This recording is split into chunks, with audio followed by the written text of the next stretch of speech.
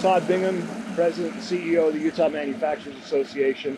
Thanks for being here with us this week for UMA on the Hill. I'm joined today by Rusty Cannon. Rusty is the President of the Utah Taxpayers Association. We're going to hear from Rusty on a couple of issues relative to the budget, to the surplus, and to some tax cuts and some things that we'd like to see happen for business in the state. So, Rusty, thanks for being here with me today. We're just past the midway point this week. Wednesday was hump day, as we referred to it. We're halfway through the legislative session. Handicap for me the tax scenario up here, the budget surplus, a lot of money floating around. What's going to happen? Yeah, so the momentum's been building. It started last spring as revenue numbers started to add up, and we started talking about that back then with legislators, and it's starting to pay off to where the actual surplus at the start of the session was over $4 billion. They write about lower numbers, but it's truly over $4. It's at least $1.8 billion ongoing, right? Money that they're counting on to be kind of long-term, and then $2.8 billion in one time. Now they're going to get an updated revenue number likely next week, and that's what everybody's been waiting for and why the legislature has postponed pretty much all tax cut related bills until now.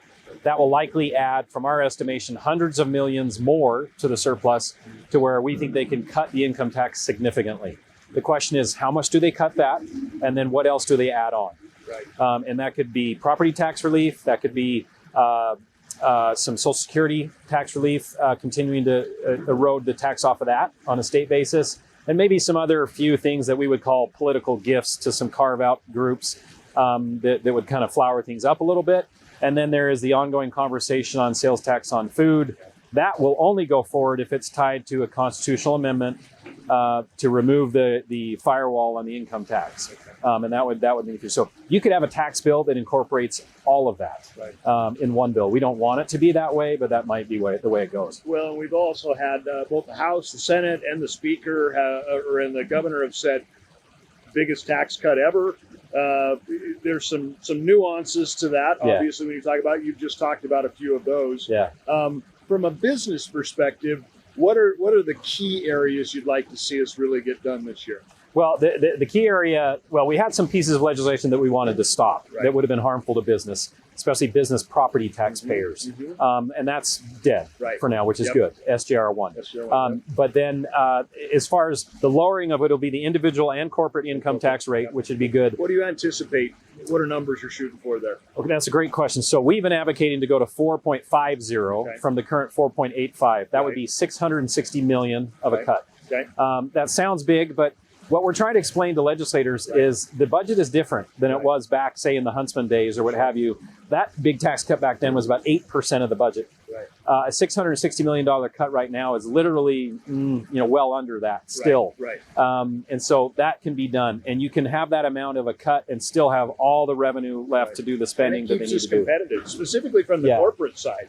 Yeah, that's the issue, is that we are no longer the cool kid on the block on taxes at all. The median rate across the country has come down to where we are, and now people have gone way below us, or there are actually more states now that want to say we're going to zero.